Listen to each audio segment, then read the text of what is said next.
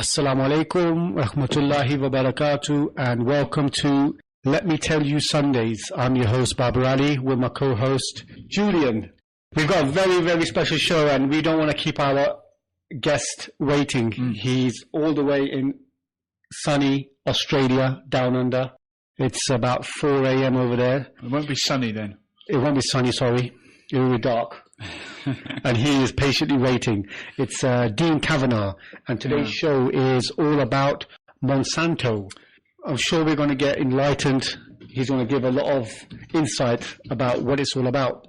Monsanto. What do you know about it? Monsanto, top of my head, it is to do with GM crops, that is genetically modified, and it's a company that has the monopoly on the seed that's been genetically modified, and it's getting into all our food. But let's find out the truth. Yeah, definitely. From the man himself. Let's hear it from Dean. Hello.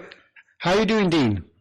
Yeah, I'm well, thanks. Welcome to Let Me Tell You Sundays. Yes, we're doing very well, and we are very appreciative of the time that you've given. And obviously, it's very late there. I hope you're not too... Very early. Yeah. Well, Dean, I have to ask the question, have you stayed up late or have you got up early? I've got up early. Ah, good for you. Very big respect to be on Let Me Tell You Sundays. I'm keen to get up any time to slam Monsanto, although what I get into more so than slamming Monsanto is alternative solutions rather than going over the same stuff that everyone goes over with Monsanto. Right. So you're going to give some solutions, yeah? Yes. Excellent. We better find out what it is. Because I've done my homework and I watched a couple of films, Food Inc. and Seeds of Death. And my understanding is Monsanto is a company that invented a genetically modified seed that's contaminated all our food. But you give me the real story. Yes. I mean, that's all true. Monsanto essentially owns seed, but what you got to realise with Monsanto is when you go into a supermarket, everything in there is Monsanto, almost. Monsanto actually owns food. Wow. It's a little bit bigger than what you think. I mean, it's a... so you can't avoid the genetically modified produce, right? Well, it's not just genetically modified produce. Monsanto is a group of companies that own everything from Coca-Cola to whatever. I mean, it's hard to actually go into a supermarket and buy something that isn't Monsanto. And it's not just about genetically modified seed and all that stuff. It's about all the other companies that they own and the fact that it's all full of poison. Everything to do with Monsanto is wrong.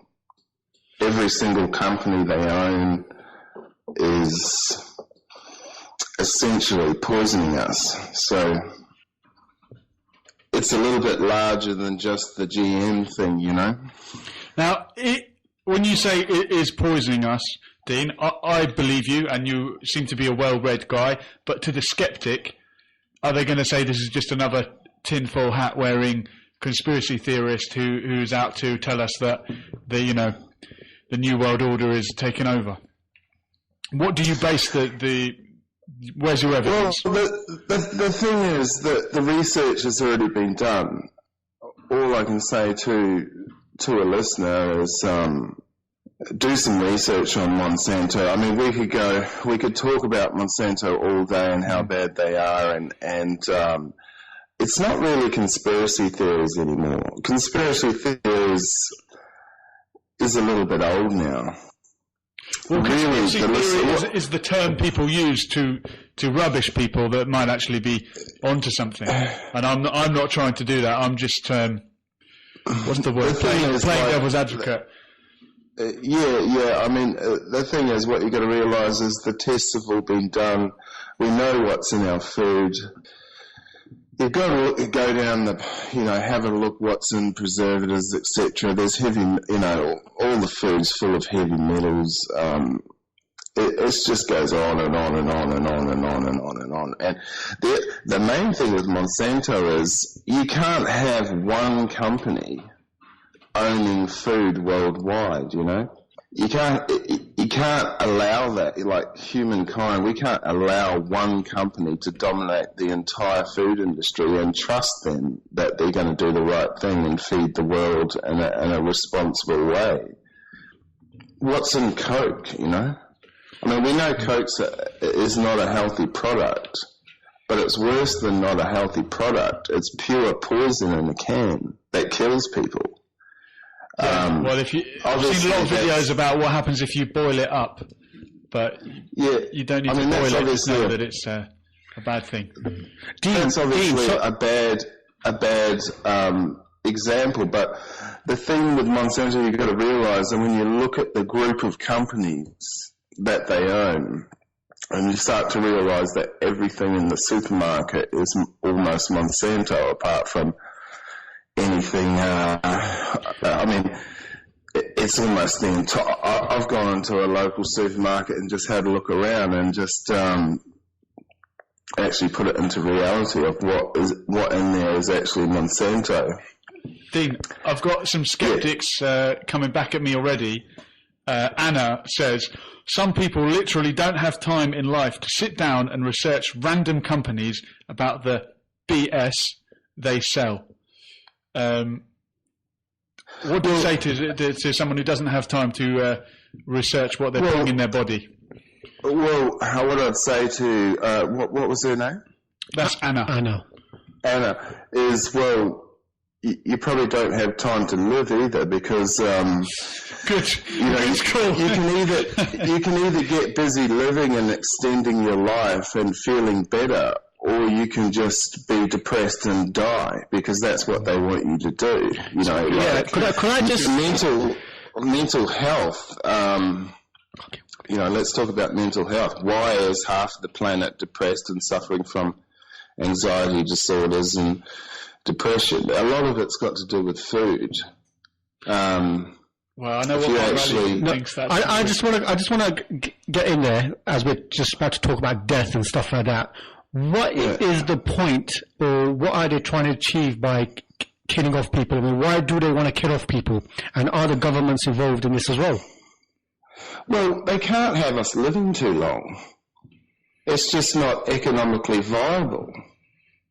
Right, okay. What they need us to do is... We are living longer, though, due to so they say. Medicine. Is that not right? So they say. No, that's just a total crock of lies. What is the average life expectancy now compared to 100 years ago? Surely people are living longer. I know in the Bible Noah lived to 800 or whatever, but 900. I take that with a pinch of salt, personally.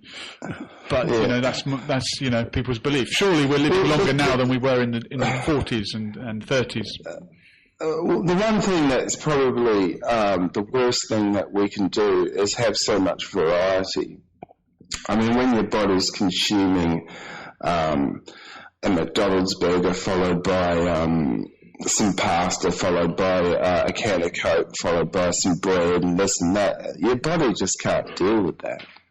It just can't deal with that at all.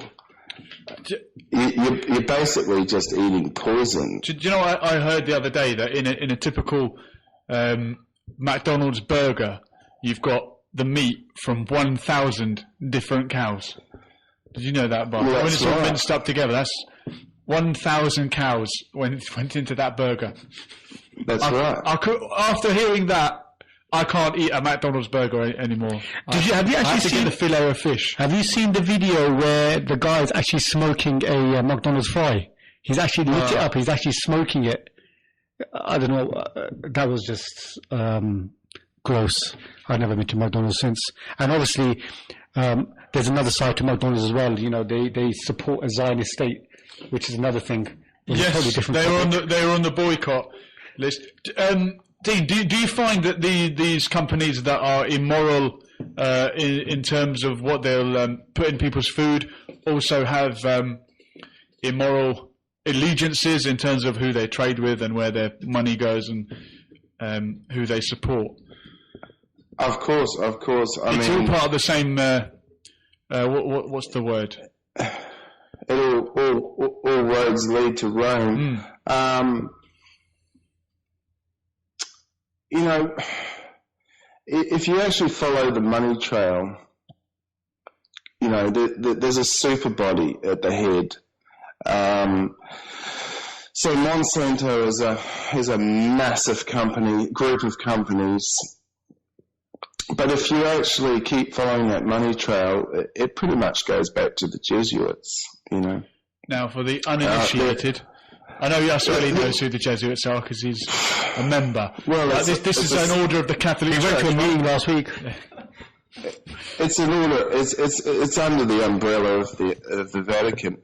You know, it's. I mean, we don't need to go too far into secret societies because I'd rather actually get into solutions about food and about Monsanto and what we have to do, and a little bit about what happens when you start avoiding food with poison in it.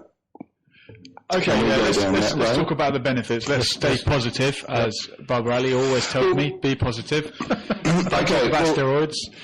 But if we get 10 minutes at the end, I would like to look at the bigger picture, if that's okay.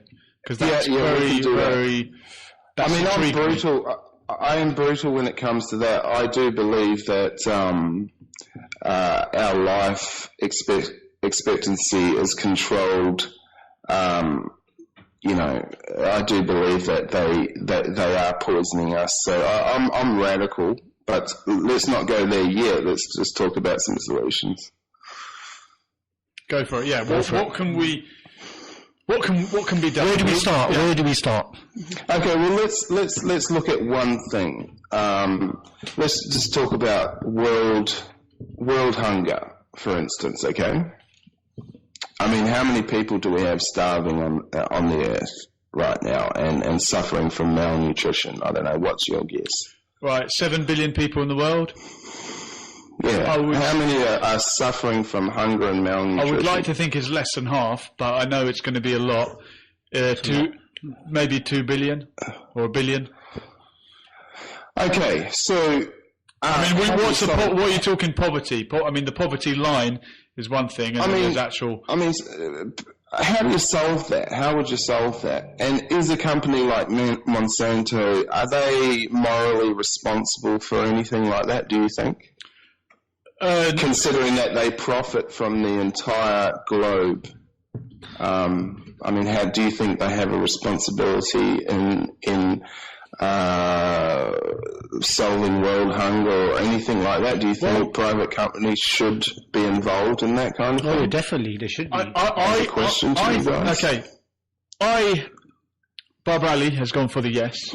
I think that massive companies trying to do things on a global level is part of the problem. And if we actually lived in self-sufficient communities that could feed each other, that would be better. And I know on the film Food Inc., it said that farmers in the past were responsible for feeding 8 people. Now they're responsible for feed each other.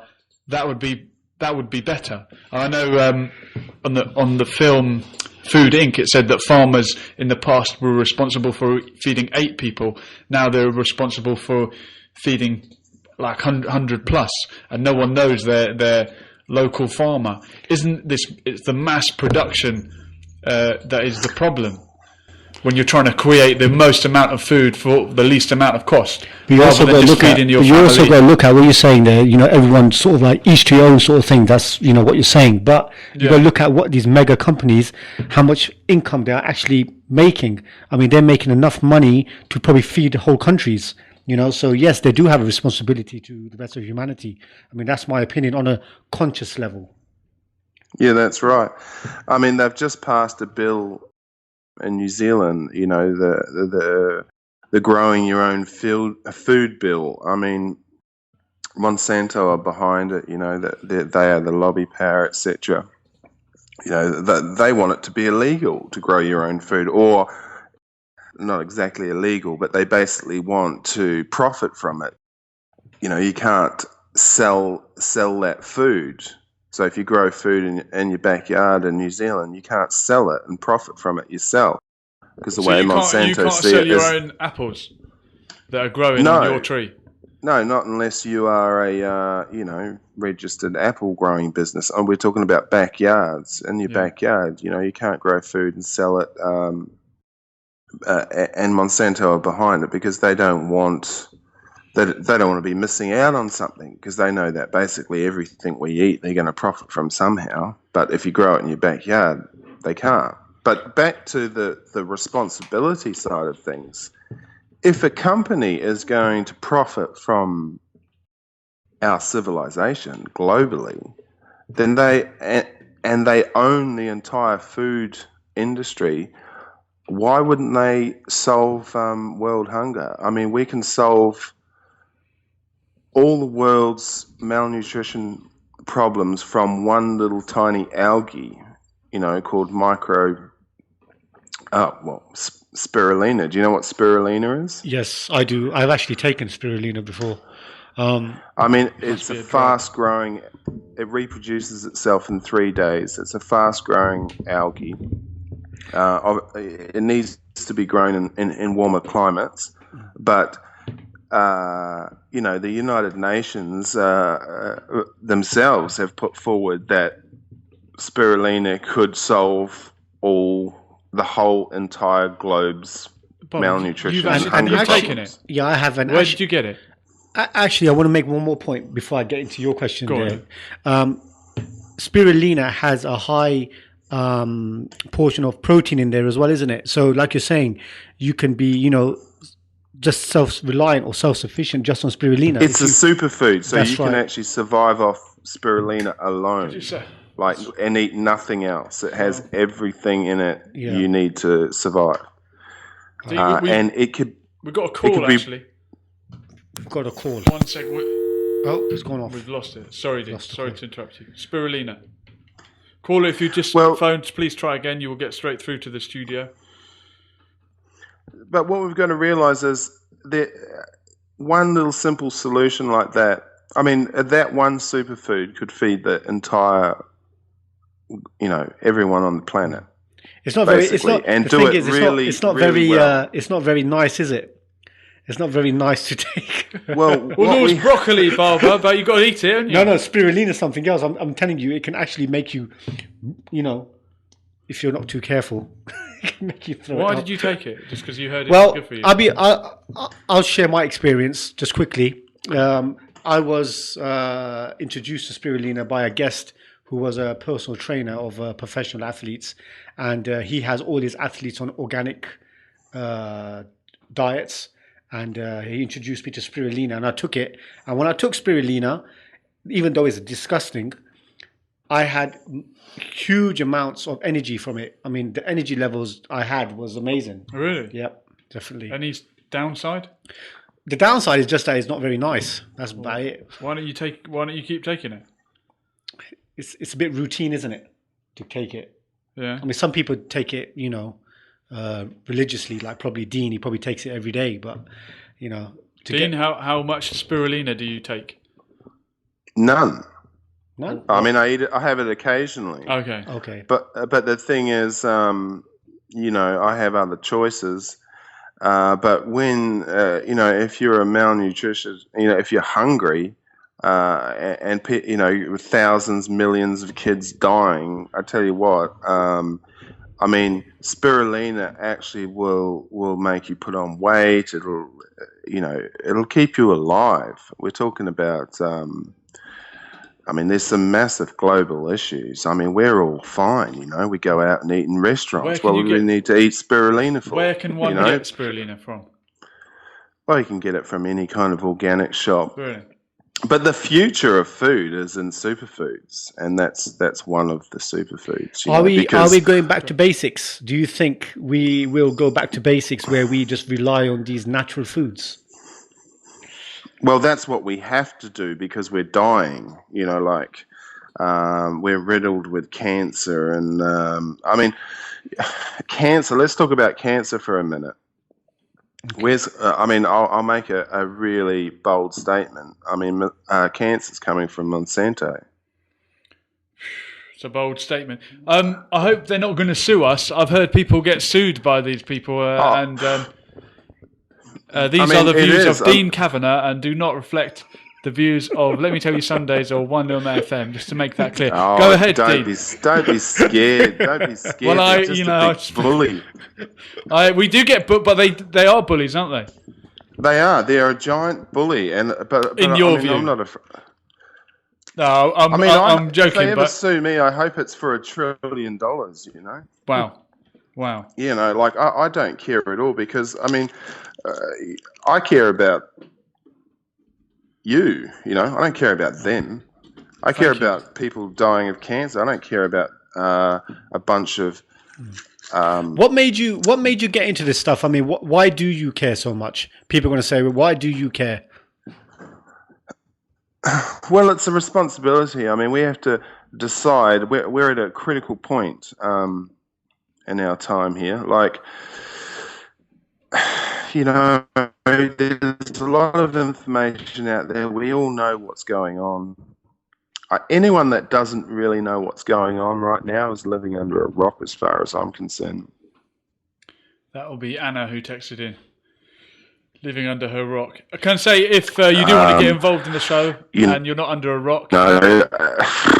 01189 660 Give us a call. And Barbara, how can we text? Have you got the text number? Yes, please text in. It's 07909 567 527. And our Skype ad is LMTU official. So I'll repeat that again, LMTU official. So those are our few little links there. We seem to have lost him, I think. We lost Dean. He'll be back momentarily. Yeah. Barbara, are you shocked yet by what we've heard so far? Well, not really. I mean, we know, being quite astute individuals. Oh, yeah. I know you are. I just lost you. We're back. You're live. You're back. That's, okay, where were we? Superfoods. Yeah. What are the superfoods and where can we get them and what are the benefits? Well, the first thing we've got to do. I presume is one of them. Yeah, I mean, there's a lot of superfoods, but let's just talk about the spirulina one because we know what it is. Don't you think we should, as a civilization, the human race, don't you think we should solve world hunger right now? Don't you think we should put that responsibility on the global superpower that is profiting from every man, woman, and child on the earth? Why wouldn't they do it? They don't even want us to know about superfoods, or they don't want to promote anything that will help the human species, at all. Well, they won't could do be it. Solved so easy. But the world superpower, are you referring to America?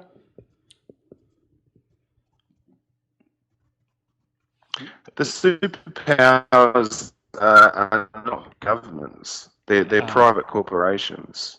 The big private corporations are all linked, and they all go back to one super body. Monsanto is one giant company, but they're linked to many others. So private corporations. These corporations are pretty much controlling the wealth of the world, and they're basically hogging it. The governments, the yes, yeah. Yeah, I mean, the best example was Halliburton, they're one of the big directors in Halliburton, Dick Cheney, next minute he's in government, next minute he's, I've got a question for you, Dean. Giving out massive contracts. I've got a question from Yasser. 1 second. We've got quite a bad connection. Yeah, the connection is not going well. I don't know if you can hear us. Sorry, Dean, the connection's cutting out for a moment. If you can hear me, I've got a question. What interactions does the genetic antibiotics organism having the stomach bacteria and digestive tract? That's a question from Raj. How does it affect the stomach, the GM food, basically? No idea. I'm not a scientist. I'm not a. Wouldn't have a clue. It's not my area of expertise. I would say, who knows? What is the But person that's actually asked the question saying? I don't know. They're not here, but I guess they're wondering what genetically modified food. What does it Actually do? What does it actually doing do to the body? Yeah. We don't. That whole area is new. That's the whole problem with GM is we don't know. Mm-hmm. I mean, obviously there's scientists studying it, but the results of actual living people hasn't been. I mean, it's such a new thing. We can always look to the past 100 years ago and we think, oh, well, this wasn't very good. That wasn't a very good idea, But with the whole GM thing, we the results haven't really seen yet because, we need to get 50 years down the track to see actually what that did. But I'm sure there's scientists that know that stuff. I mean, that's the whole Monsanto thing. I mean, you can just read articles from scientists and there's so much information on the internet. Just Google Monsanto and you can actually go to the people that really know the nitty gritties about food science, etc. Well, is it possible that it will all turn out to be fine and this was all a big paranoia?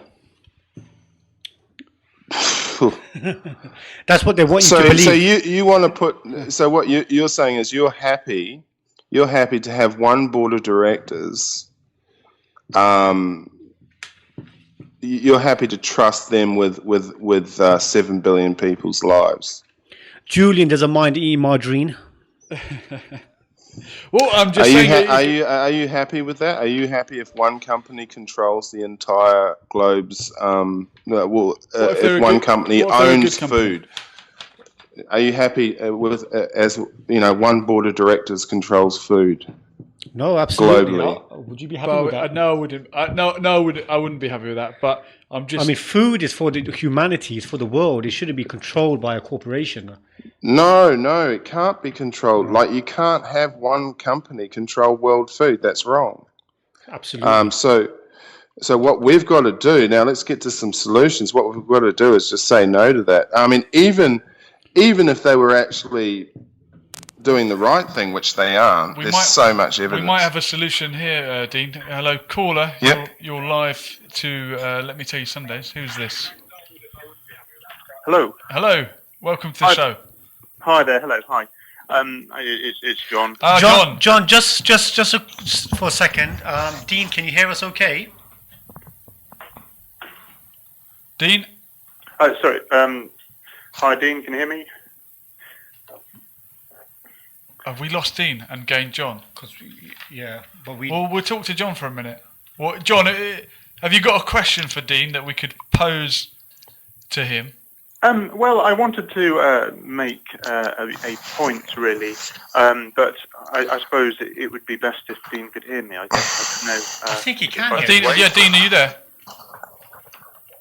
Yeah, I didn't hear that. What did you say? Yeah, go again. John, you're through to Dean. Okay, Dean is the caller. Hello, Dean. Hi. Okay, I can hardly hear him.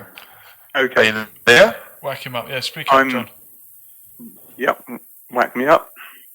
Hello to Jules and to Dean and Barbara Ali. Great show as ever. I've been listening with great interest, Dean, with what you've been saying, and I have to say I kind of sit on the fence. I'd like to have an angle, a side to come from, and to maybe be a bit of devil's advocate. But actually, I don't really know what to say here, and the reason is because it's such a difficult topic. On the one hand, I completely agree and believe that corporations are doing a lot of mischief in the world. For example, we're fighting illegal wars probably because of corporations manipulating governments. I personally know that sugar is a massive evil and that causes a lot of health problems. We know now that it's come out, the conspiracy has come out that smoking is bad, and that was hidden for a long, long time, and now that's clear. So we know that corporations are bad and bad things are happening.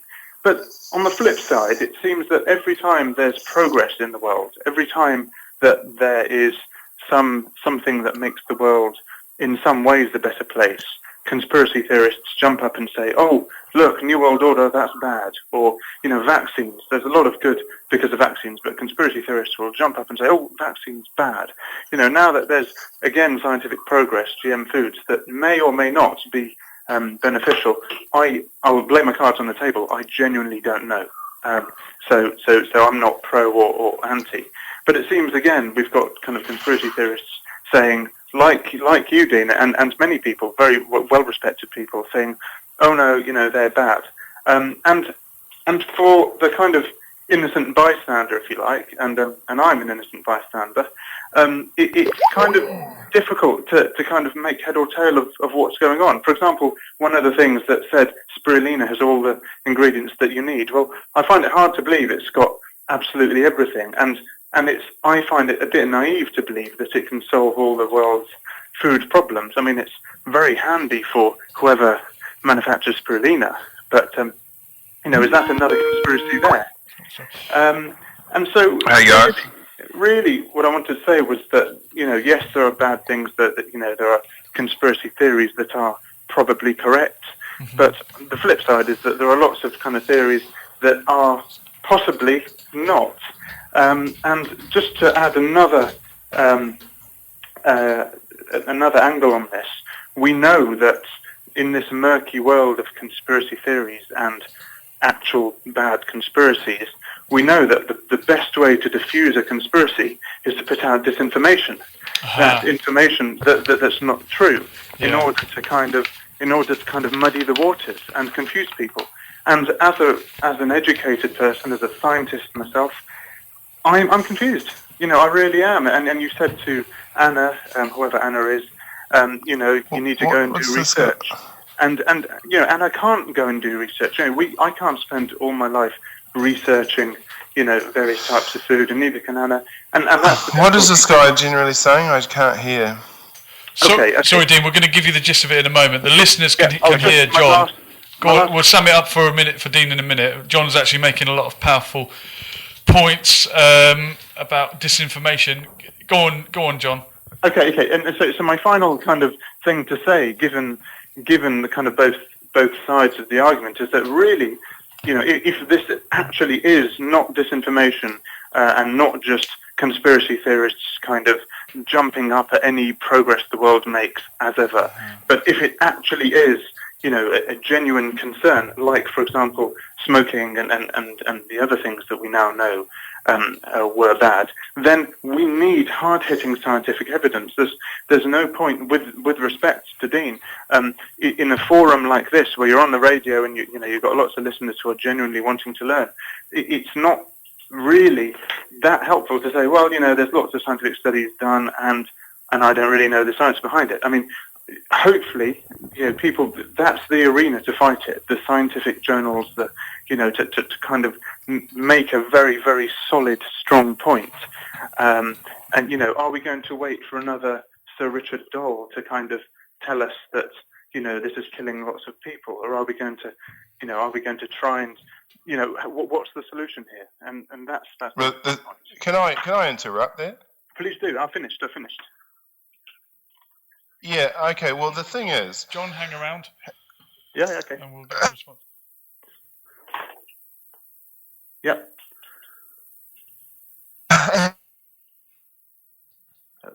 Hello? Connection. Dean, you've got a poor connection. Or is it us? I can hear you. We can hear you clearly, John. I think it's clear here that the governmental powers that be are cutting the connection to conspiracy theory. Base that on some science, John. John, you was talking about evidence there, but don't you think that this is the job of these massive corporations to actually conceal the evidence from the masses? Of course it is. That's the trouble. I agree. I completely agree. But we don't always need evidence. I mean, you just look out for the signs. I mean, it's not always about having evidence in your face. You look at it for the signs and symptoms. As Dean Well, was, that's evidence, isn't it? But then that's the weakest form of evidence. The weakest form of evidence is anecdotal evidence. oh yeah, I mean, I agree with that. But when you're dealing with sophisticated Well, issues I've this, heard a lot of people say that's not true. So what's that? That anecdotal evidence isn't the worst kind. Okay, Dean is back. I hope you can hear us. Dean, it's just the Monsanto thing is, as far as I'm concerned, it's been done. Like, I've been watching the evidence on Monsanto for 10 years. Like, there's so many scientists out there, proving what they are doing is wrong, etc. But what you got to realize is the same body that owns Monsanto owns our media. They don't allow us to know what's going on. We're not allowed to know. People have to actually get off their bums and do research. It's not going to come to you on your TV, on your television set. It never, ever, ever will, because they run the world. They don't want people to know. The masses are not allowed to know this information. Mm-hmm. So there's going to be no well-educated scientists coming on your television set at 6:30 and going to explain to you what Monsanto are doing, how, why, with all the scientific explanations behind it. It's not going to happen. The only way you're going to find all that information is to go looking for it and find it. The best thing I can do is actually talk. Just let John back in for a second before we let him go. Dean, I think that's a very valid point, and absolutely. I mean, I started all of this saying, my position still is that I don't know. I genuinely don't know, and you don't know because you're not allowed to know. Well, yes, and that may well be absolutely true. That may well be absolutely true. But just kind of as a kind of skeptic's point of view here, I find it hard to believe that there's a mass of evidence that therefore presumably a mass of scientists, maybe more than 20 scientists in the world, and who are doing all this research to prove that this is all bad, yet not one of them can come on this show and spell out the evidence for everyone to hear. Because if you've got something to lose. Okay, so they're scared. Okay, fair enough. Yeah. And I'm talking about a house. If you own a house, or if you have some money in your account or something, anyone that owns something has something to lose. Ownership is the biggest problem on the planet. A company like Monsanto will basically just sue your ass. They can't do anything to me because I don't own anything. What I own is my freedom of speech. Then Dean, can I put it to you? If you don't own that much and you don't have that much to lose, then please go to the scientific evidence, research it as you have done, build a coherent argument as to why GM foods are bad and why Monsanto are bad, and so then you can tell us, because that evidence, I've read. It's already been done. Like, what I want to do is move to the next step and talk about solutions. What I want to do is you're saying. Sorry to interrupt you, Dean, but you've just explained very eloquently, very beautifully why it's not been done, and the reason why it's not been done is because these scientists, the evidence might be there. Someone might have done it and put it in some God knows what journal. Let me just quickly tell you what. But they're scared to tell us. That's the point. So why don't you tell us? The true evidence is.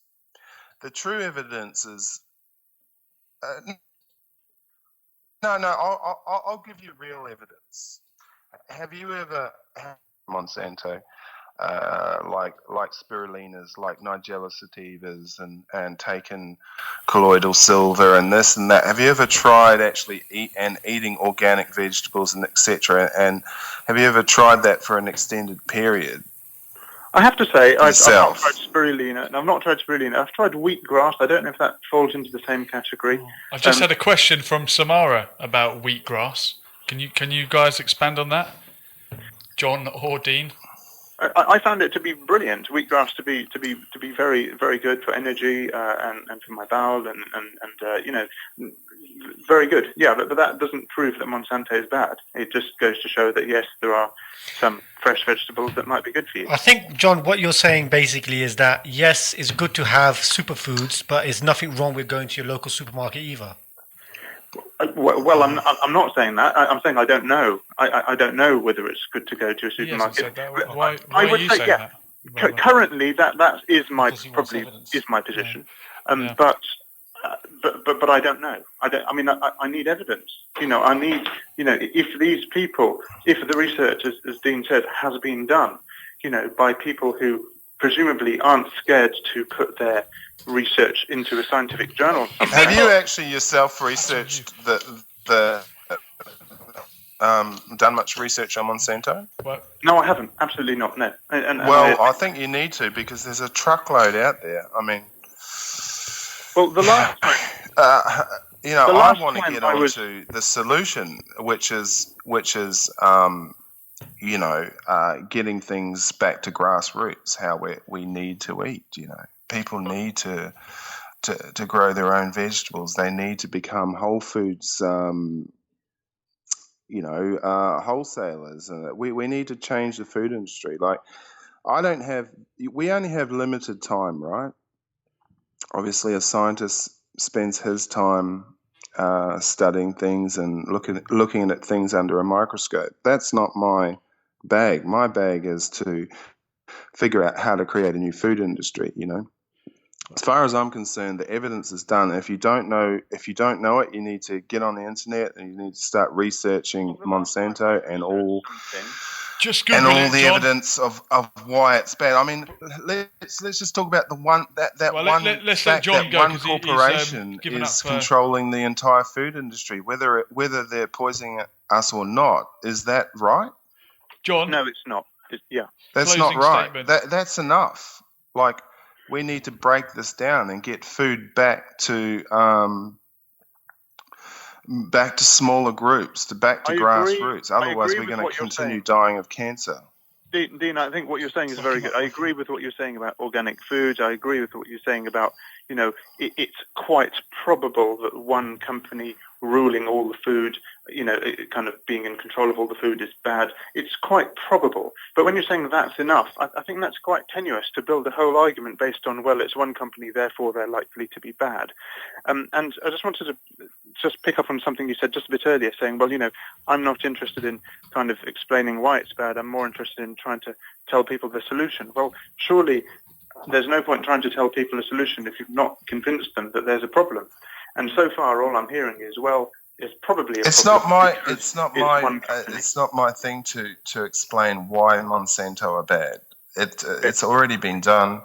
I'm on the show to talk about the future of food, how to send Monsanto bankrupt. That's my bag. My bag is bankrupting Monsanto and getting rid of them and starting a new food industry. Well, how do I know but they are bad. There's people that talk about Monsanto on radio every day all around the world. Like, you have to become interested in the subject. Like, we have different people doing different things, You can't just ring into the radio station and want to talk about Monsanto. I think you should study Monsanto is a giant topic that thousands of people all around the world are involved in. There's March on Monsanto days. There's a truckload of things out there. There's an entire global community fighting Monsanto, and I'm not the Monsanto. I play one part. My part is to bankrupt Monsanto. John, get rid of thanks them. for your call. We will. I appreciate John getting involved there. Actually, he did raise some good points, but perhaps tonight we apologise for the technical. We are looking for what solutions to the problem. Is that right, Dean? Well, that's right. And if people want to know why Monsanto is bad, as was John's question, just Google it and you'll find out? Is it fairly self-evident in your view? No, I mean, just Google that word. I mean, you obviously have to be, you can't just read something and take it as truth. You have to filter out. You'll find good stuff. Okay, we'll go to another call. We'll go to another call. Pick up the phone. Hello, caller. You're live. Hi, sorry, I think I lost reception there. I don't think I've got much. I think I've kind of made my point, and I hear Dean's point, and so I'll just I won't hog the line, so to speak. Not at all, John. We're happy to hear from you. No, that's so. I think that was what I was going to say. I'm sorry, Dean. I've missed your last few bits because I was trying to get reception back. I'm just saying that there's a community. There's a community of Monsanto fighters, and we all have different strengths. And I just take it, I just ask you and the listeners to do the research because there's so much of it. And if you like the sound of it, then join the community. We all have different roles to play. We need people, everyday people living in their houses to become food distributors. That's how we solve the worldwide food problem, by people becoming distributors of whole foods and organic foods and selling it to their neighbours. That's how you change the food industry. We need people to know about superfoods and know how to stay healthy and not get cancer. We need to promote things like Nigella sativa that put all the things that our bodies need. Once you start actually living on this stuff and you actually feel the difference, rather than, I don't need intellectual evidence because I know what it's like to eat properly. I know what it feels like. I know what Monsanto food feels like. There you go, John. Put that in your pipe and smoke it. Or perhaps blend it up and have it as a smoothie. Yeah. It's a healthier option. Well, if I had to put money on it, I would say that Dean is right. To be completely honest. So I'm not coming here being anti it. In fact, quite the opposite. I'm so, I think it's such an important subject, and Dean is saying some very kind of important and valid things, and therefore I'd like it to be made. And I appreciate, Dean, you've got a part to play, and you're doing that part very, very well, and God bless you for that, and thank you very much for waking up early. You're welcome. You all have a My part part is to rally the troops, and I'm a romantic, Sure.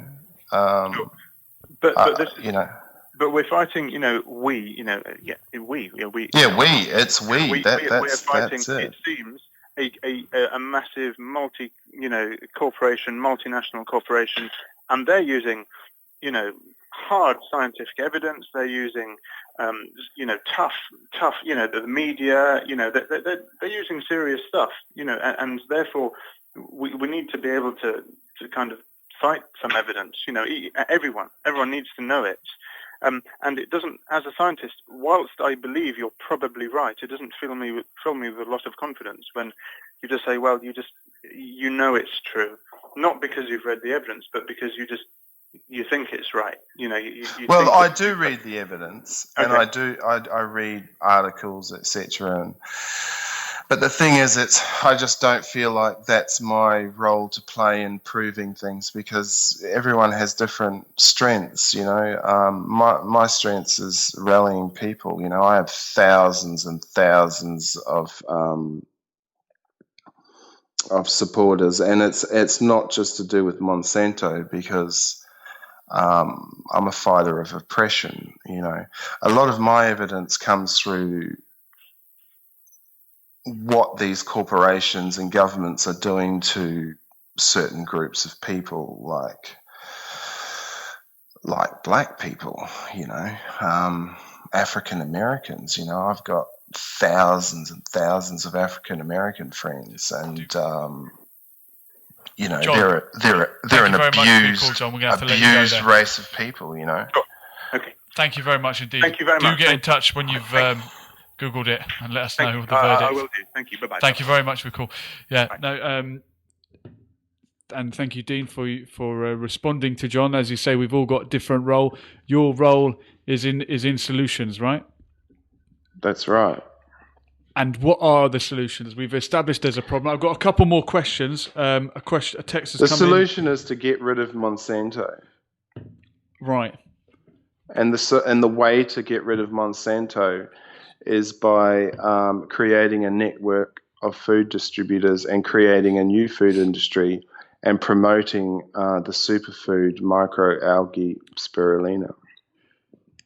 Do you think... Because there's a transition period. We can't just knock out Monsanto. We actually have to introduce a superfood, because Monsanto are responsible. They're actually feeding the world really badly, but they're feeding the world. So if we knocked out Monsanto today, do they know we would probably starve. Question from Barbara Ali. Dean, do you think that these big organizations like obviously Monsanto are going to try to kill off natural food sources? I mean, things like the honeybee and things like that. Do you think they're trying to kill off? They are. They're actively doing it, and there's evidence on that as well. So, yes, they are. They're doing that. It's nothing right sacred. Now. The honeybee is one of the world's miracles, by the way. Is that right? Yeah. It's better than the wasp. The wasp is a parasite. Well, is it? I don't know. They're doing it. Yeah. How?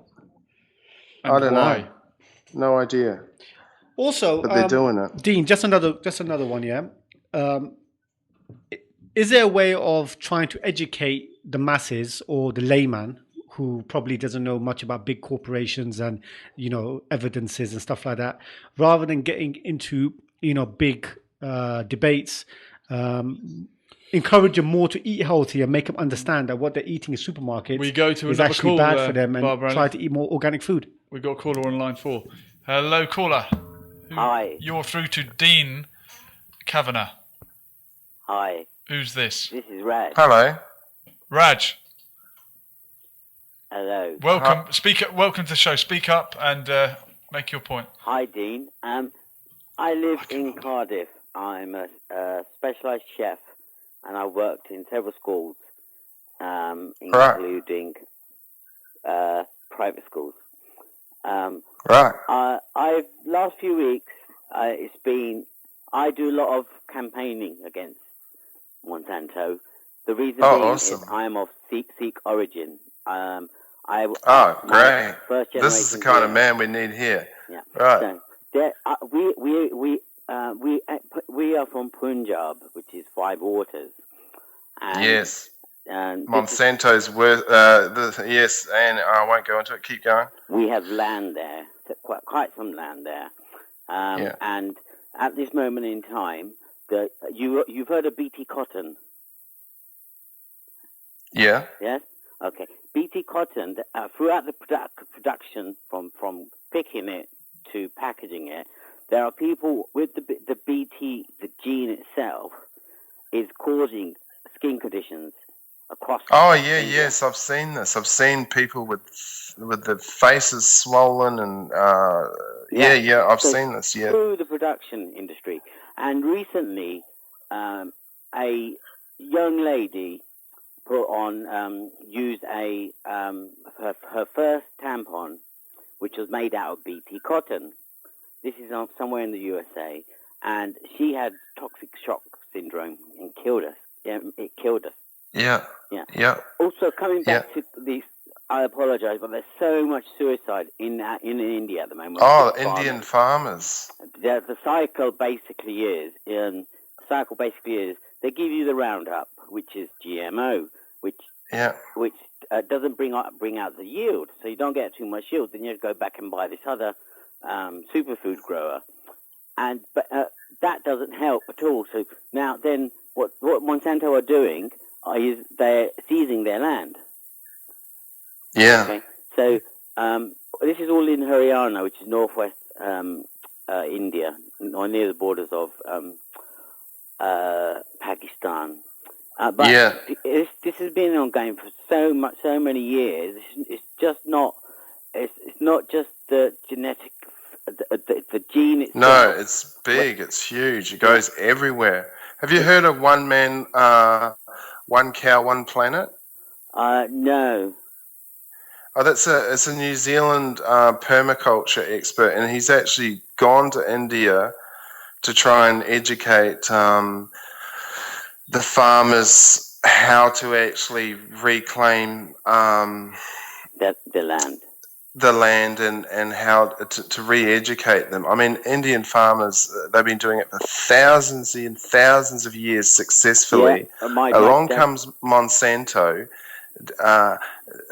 introduces all the sprays and poisons and etc. And then 10, 20 years later, we've got the highest suicide rate in the world. Like Indian farmers killing themselves because they drink Roundup. They don't know how to farm anymore. The other thing I was going to tell you is that if you go to like any kind of Organic Valley or Whole Foods or Organic Baby, any kind of these organic, they're mostly in the USA. They've got several ingredients for obviously the processed food has, but that one of those ingredients will have a GMO inside, and that's 90%. Yeah, that's right. 90% of the food source in the whole world. Yes, Monsanto have made terrible injustices. They are trying to feed the hunger. Well, that's what we want to do. But at this moment, they are denying themselves about what's gone wrong. And there's I'm not sure if you've heard of Vandana They Shiva. don't care. I don't. So have you heard of Vandana Shiva? No. No. She's like the seed lady of India, and one of her very famous quotes. Let me just go up a bit. One of her very famous quotes is that this is a seed, and I have to find that quote. She's a seed collector.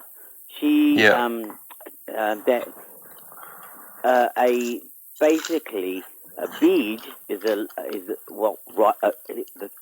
term of that is okay. Sorry about this. Okay, the term on that is that the seed itself, when you put a bacteria inside it, that basically pollutes it, and that the GM itself, the organism, is a bacteria, but it's also an antibiotic. And what's happening at this moment is that those two bacteria and the antibiotic are intermingling and changing the mutation of both of those genes at the same time. That's right. There's also problems with fetuses.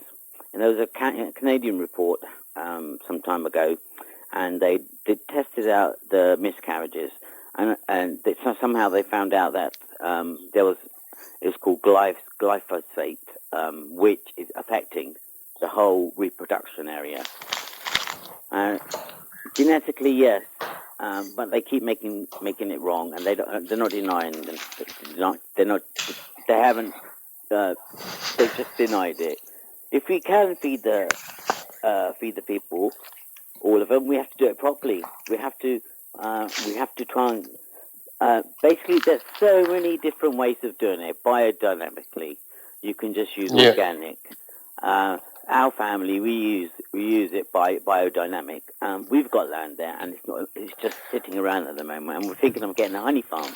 It's so popular at the moment is the honey, and honey is, because most of all the honey is mostly fructose. Is he talking to me? Which is a sugar.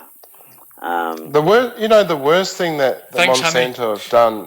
Are you there? I'm there. Yeah.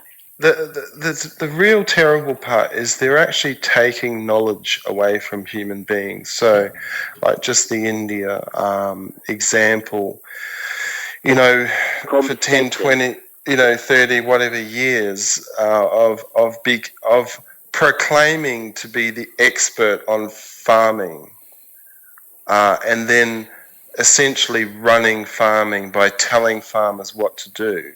what they're doing is stealing knowledge. They're taking away people's right to explore and to come up with solutions themselves, you know? Yeah, of course. They've become the authority on food, and they're bloody terrible at it. You know? We shouldn't listen to those idiots at all. Ever. No. At this moment in time, they are confiscating any kind of seeds. Somehow this doomsday seed vault in Antarctica, wherever it is, has been funded. 500 million pounds has been funded by Bill Gates. And this Vandana Shiva, she was just going around looking. I understand. I can't remember why she was there, but she went up to this old lady, and I can't remember what she asked her, but she says, "Ask me anything about seeds." And it was an old lady, really old lady, and that's the type of person we need teaching people. Someone like her that knows the true nature of seeds and what it's all about, and you know. She's been collecting for over 80 years, and she's got 1,300 different varieties of corn and several of wheat. And I suppose she's not allowed to sell or trade them. Well, that's where the murky law comes into it. You've heard of the Supreme Court judge. Most of the lawyers, as they call them, are in line with the U.S. government. That's right. It's like Mr. Clarence Thomas, who was a Monsanto lawyer. Now he's in Congress, is he? Supreme Court judge. Well, that's the thing. They put their people into powerful positions, you know?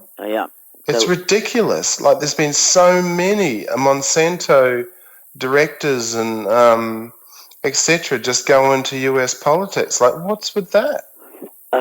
There's lots of people I've noticed that they're losing money. They've lost 160 million this past quarter.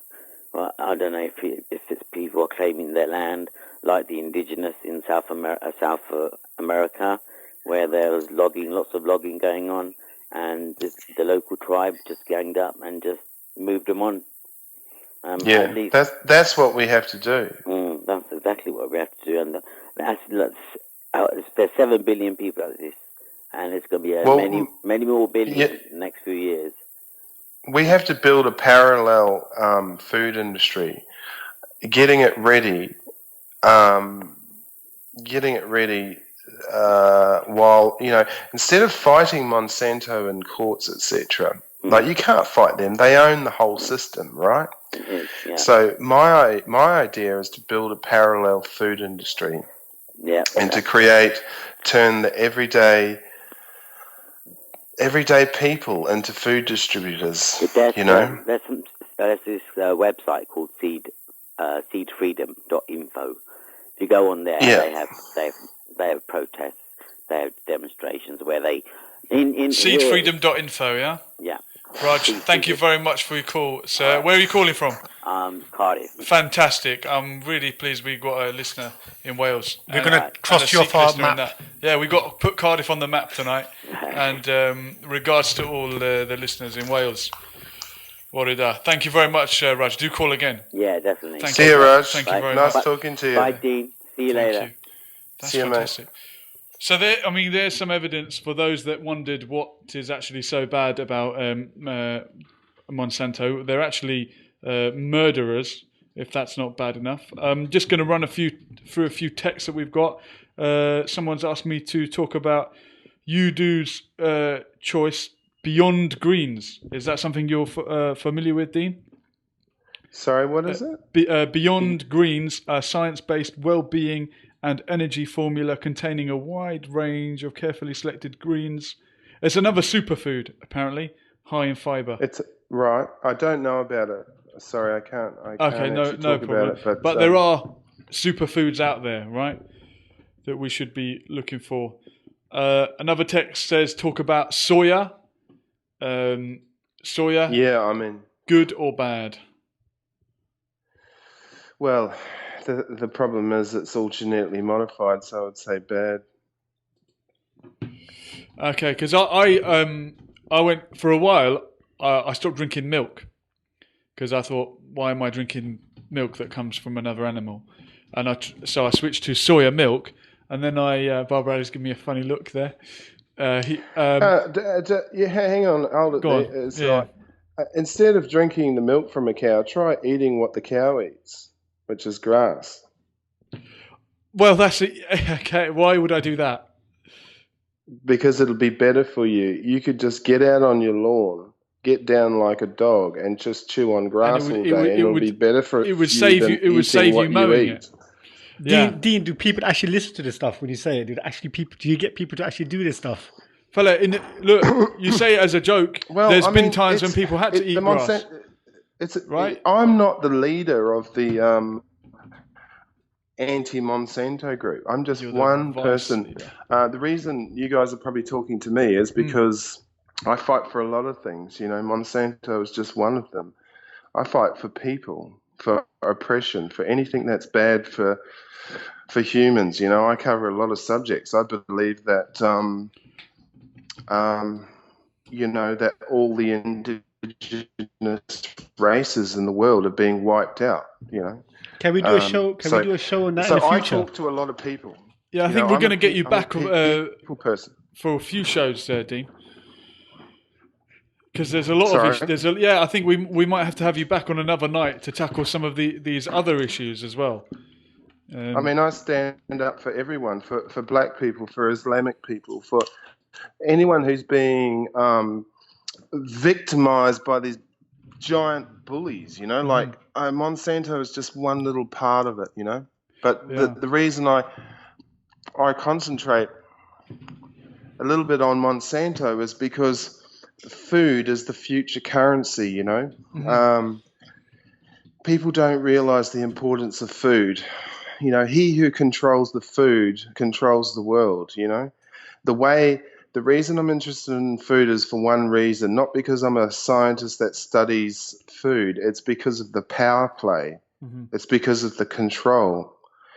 If you own food, you own people, you know. And is it Monsanto that own this, or is it the bigger picture is the... Well, it's the head group that owns Monsanto. Which, I mean, you could call them whatever you like. You could call them the Jesuits. You can call them the Illuminati. You can call them I call them the corporate empire. That's my name for them. I don't use... Because if you use Illuminati or Jesuits, people think, well, that's all conspiracy theories.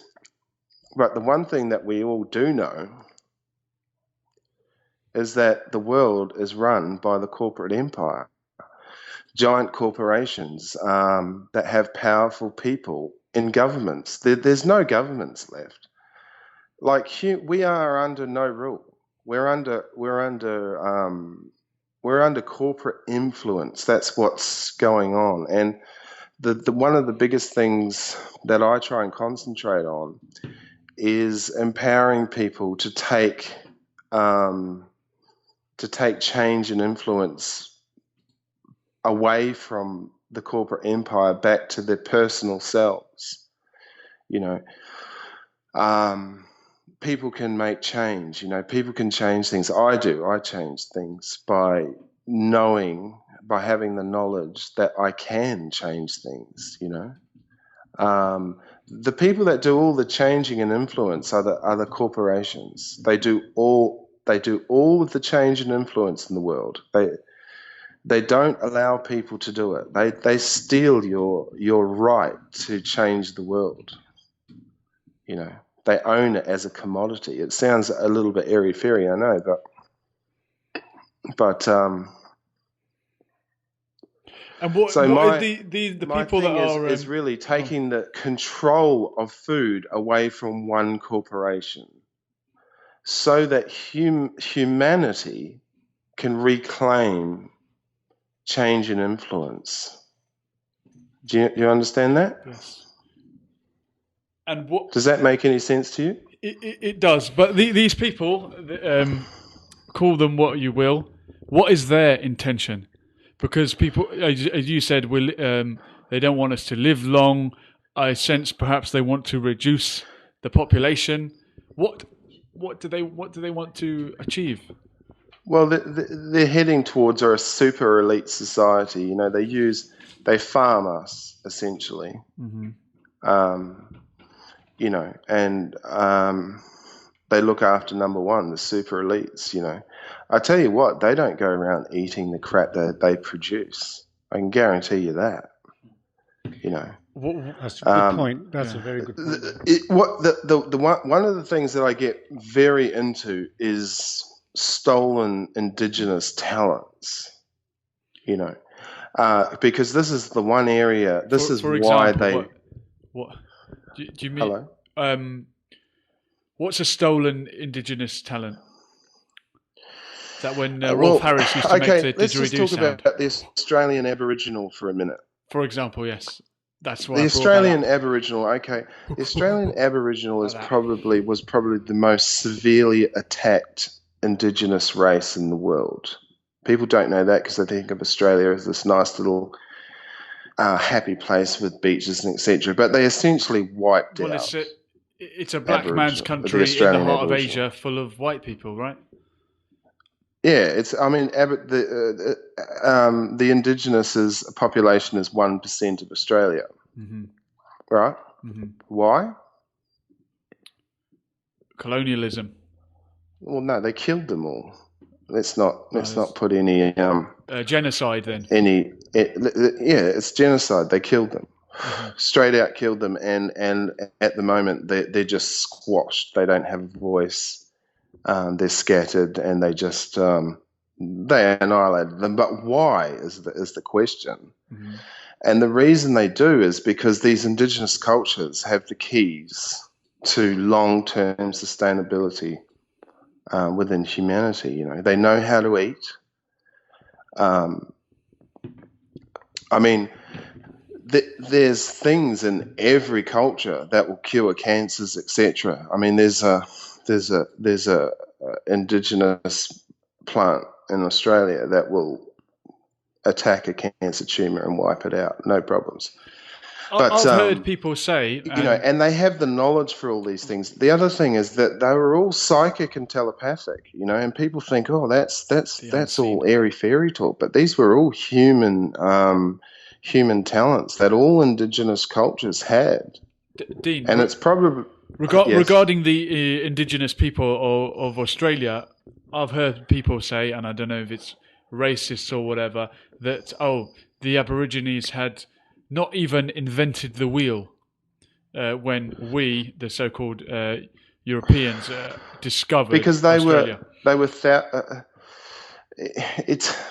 They had different talents, you know. They were very spiritual people, and you got to remember, for a civilization to, I mean, they've found Aboriginal bones like, you know, I don't know, 100,000, 200,000 years old.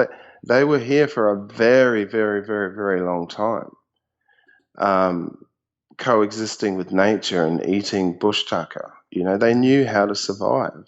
But materialism is. People look at that as primitive, and say, "Oh, they're very backward. They haven't even got the internet." No, but they had laws. Have health. They had everything. They lived like kings. They lived like kings, and you know, there's a tribe in Africa where, you know, when their belief is we are born good. That we are born good, wanting one thing, and that's just love from our parents. That's the only thing that is required. That's the opposite of the Christian doctrine. Yeah, we are taught that we're bad and full of sin. Now, in this village in Africa, what happens when you do something wrong? They put you in this certain place in the village, the naughty step, for a few days. And everyone that comes in contact with you, it's their role to say something positive to you about the way you were and what sort of person you are. And they tell you all the great things that you've done in your life so far. And it ends up like torture. The person ends up just really upset because they're so disappointed with themselves. Wow. You know, we are taught to believe that we need the machine to survive. We need governing. We need corporations. We don't need any of it. Mm-hmm. What we need to do is get rid of them. And become humans again. I want to touch on Ebola in a moment, but I was having a conversation with a friend the other day, a group discussion, and the subject of Africa came up, and the poverty in Africa and famine, and which is all mostly lies. Well, exactly, but we know the stereotypical image we have of the African continent, and someone with a good intention said, "Oh, we mustn't leave Africa behind. How can we allow this to happen?" But in truth, it is the imperialism that has inflicted these blights and plagues on Africa, and those tribal people living in their self-sufficient communities probably were fine until people started warring over their diamonds or trying to invade them and take their the materials, rebels, right? All the rebels. What you got to realize with Africa is the prize. Yeah. Okay. Africa is what the 1% or the corporate empire or Illuminati, whatever. Africa is currently the prize. Everyone wants Africa. Okay. Because of its resources. Because of its resources, its land mass. It's just the absolute thing that everyone wants right now, and more what they so have than to the do Middle is East. Keep people more so than the Middle East. It seems everyone's got their eye on controlling Iraq and the greater Syria region. Yeah, obviously they want that as well. They want everything. These greedy scumbags. Mm-hmm. But the thing is, Africa has more than the Middle East. So it will be the future world headquarters for the super elites. They want Africa, and what they do is they market Africa in a particular way that keeps people out. So they even finance the rebels to run around, warlords to run around killing people just to make sure that that the general world community has a particular feeling of fear when they think of Africa. There's been a lot happening in Africa, politically, recently. A few years ago, Sudan decided to sell all its oil to China, and all of a sudden there's a new country cropped up called South Sudan. Now, is that the moment that one government stops towing the line of the globalist elite? Colonel Gaddafi wanted a single African currency. Next thing you know, he's been overthrown by a bunch of foreign so-called rebels. So they say, Julian. So they say. Barbara Ali's waking up. Coney 2012. What was that all about?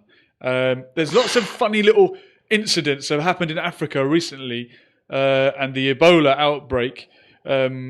America sending troops to deal with Ebola, while Cuba is sending doctors. That to me shows you who stands where, and who has what to gain. That tells in terms the story. of Africa. See, that's all the truth. What you're talking about there is your investigation of the truth. And there's no one expert on everything. What we have to do is know how to read the.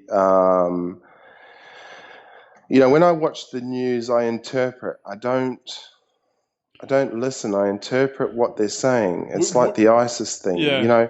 A big line of these crazy terrorists with brand new Toyotas. I look at the 45 brand new Toyota Hiluxes and I think, that looks a bit strange, doesn't it? All those brand new, you could just see the finance and the. What channels where do you get your news from? They're trying to play. You can see the picture they're saying to everyone. They want the whole of humanity to think about Islamic people in a particular way. They control our minds. They want us to look at a Muslim with a burqa on and have fear in our body. they control us with intention. You know, I always post pictures of beautiful Muslim girls, you know, with colourful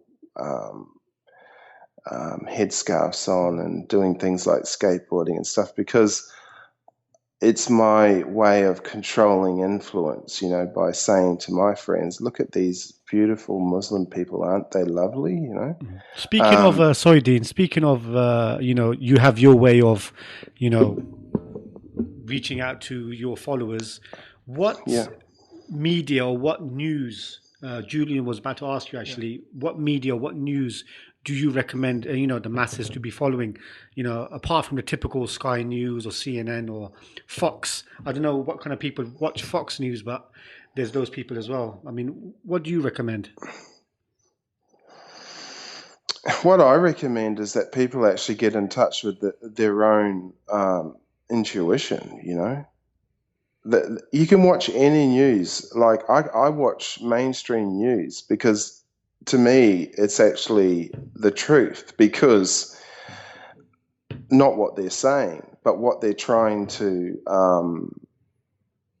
you know, what their intention is the truth. Okay, so just that ISIS thing as an example, I know when they're doing Islamic slamming, I know why. You know, anything, if it's on the news, if they're slamming Africa or promoting disease and destruction and rebels and stolen schoolgirls or whatever, you just know that they're saying, keep out of Africa. Stay away. We want you to, you know, you've just got to know how these people speak, and then you can watch any news and actually understand what the truth is. Once you know how what their language is, and when I say they, I mean the corporate empire that's controlling the world, you know. And rather than government, it's corporations. There's no such thing as governments. Okay. No such thing. I mean, and you could, like, the only governments that exist as a actual, you know, is the ones that are getting hammered, like Syria or whatever. Everything else is just under the banner of the corporate empire or the Jesuits, whatever you want to call them. Imperial scumbags is what I like to call them. You know, so we as humanity have to decide, are we going to let this keep going, or do we reclaim the world? And the way to reclaim the world is through food. That gets us back to Monsanto. He who owns food, you know, we have to own food. Humanity, you know, grassroots. The UK needs to have its movement. America needs to have its movement. You know, we need to actually get food back to us owning it as individuals, you know, growing it, selling it, becoming wholesalers. You can grow your own superfood in a fish tank if you live in the right climate, and actually survive off nothing but that in your fish tank. You don't need to buy any food. Wow. We need to know all this stuff and actually get into it, you know, and reclaim our right, our human right to exist, and all cultures, you know, Black people, Islamic people, Indians, you know, everyone has the right to exist on this planet. We can't just let these controlling imperial scum wipe out indigenous cultures, etc. We have to protect them. You know, I think of it as my responsibility to stand up for my Black friends, my Islamic friends, my Indian friends, my, you know, whatever. If we don't all start doing this, the world is just going to, you know, just get worse, not better. Absolutely. Well, I think it's an important point that you make, that it does start with food. We all have to eat food. We all have to eat to live. And if you control the food, you control the world. And obviously water comes into that as well. And we'll probably do a whole show on controlling water and a lot of the wars that are being fought now, I think, are going to be over controlling water and rivers. And I mean, we shouldn't go to war. Us as humans should decide that we don't do that anymore. We don't go to war. If you get drafted, you go to jail, not war. That's our responsibility, to protect each other, is to go to prison rather than not to go war. And kill someone. Yeah. You know, we just say no because we know why they fight wars. It's got nothing to do with saving our country. I mean, patriotism is the most ridiculous thing I've ever heard of. You know, it's a boardroom decision. It's a technique to make people fight for you. You know. Is there no instance where there could be a just war? From what I understand, the First World War was over nothing, but the Second World War was to stop a expansionist, racist ideology. Or am I misled on that one? I mean, someone had to stop. The Hitler, thing right? is, if you understand the language of the super elites, you know, there's nothing that happens by accident, you know. I mean, if Hitler, where did Hitler come from, you know? Austria. Was he, but was he an accident or was he put there? Who was he? Was he a part of secret societies? What was really going on? We don't know. We don't know what was really going on, but we understand what we are understanding, and this is what I'm trying to get through, is we're understanding the language of this super elite society. We know their language now, and war is part of their language, you know. All right. Well, we're opening it up to a couple of more different topics. If anyone wants to get involved, 01189 660 382. That is the phone number. You'll get straight through to the studio. You get through to Dean. The text number, Barbara, you normally take care of that one. It's 07909 567 527. But priority phone call. Get through to the studio. Say what you want to say. It's Sunday night. Let me tell you, Sunday, anything goes. You probably feel a bit upset. There's school in the morning, and you're going to go and be indoctrinated and told to say yes and whatnot. And I'm guilty of it. I'm a teacher. I'm part of the system. Yes, it is interesting because I come at the weekend and I tell everyone to open their mind and stand up to the elite, and then on the Monday I tell the children to all wear a uniform and sit down when I tell them, and to write the date and. But you can work inside that. You can change. You know, from within. You got to remember, don't drop your power of change and influence over those children. That's your human responsibility, is to go there and give them a bit, you know, like give them something, you know. Obviously you need to keep your job and etc., but you can still change and influence those kids to become free thinkers. And you know? How does one become a free thinker? Because we all think that we are, and I pride myself on it. But aren't we just a product of our upbringing and our culture, and we don't question what we've grown up with? I mean, we had a discussion a couple of weeks ago with Stella, a feminist, who was talking about what women wear in certain countries, and women are oppressed everywhere. We agreed on that, and when we questioned should women be made to cover. The point was, well, look, everyone covers to a different degree, and what seems normal for you will seem strange to someone else. That's right. How do you step outside? How do you think outside the box? I mean, what's your story? If we can get to know you. The thing is, what we need to do is reclaim our lost talents. You know, we're psychic and telepathic. Like, we read each other. You know, we need to realize that humans are one thing. We're like one living organism, and like once we realize our connection to each other and start following our intuition, then we know how to be and how to react to Well, if we are one thing, then why not have a one world government? And we'll all be together. Because that's owned. That'll be owned by a boardroom full of reptilians. You know. I don't want to go down the David Icke road, but I mean, I'm a David Icke fan. I don't know if reptilians exist or not. I really don't, but I like to use it every now and again, just as an example. You know, world government is great if it was honest, but it won't be. What if someone? Well, the people are always going to say, yeah, but I've got an idea and it is honest. So the thing is, communities is how we need to live. Self-governing communities, you know. We need to go back to how it was. Why do we need a big controlling machine, you know?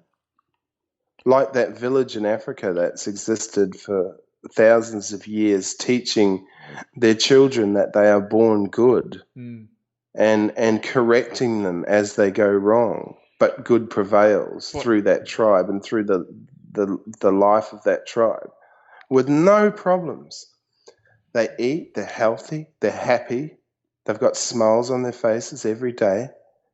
What makes us think we need some world-controlling machine? Well, globalization would seem to be a natural process in Great Britain. No, it's not a natural process. It's a controlled process. Well, for example, in Great Britain, the Welsh used to speak Welsh. In Cornwall, they spoke Cornish, and Scotland and Ireland had Gaelic language. Over time, through whatever process, those languages have died out, and now everyone speaks and understands English. And you'd have to go to some very remote areas to find these Celtic languages alive. They've been lost to history, and that is sad. I mean, Dean, your surname Cavanagh. I guess you're of Irish heritage. Yeah. Okay. So myself also, and I would love to be able to speak Gaelic, but it's gone. It's probably not going to come back. And this is the process of globalization, isn't it? Like it or not, the world is getting smaller. The internet is going to make it even smaller. I can see a day when the whole world would speak English, and that saddens me. But I think that's a reality. The problem is we actually don't know what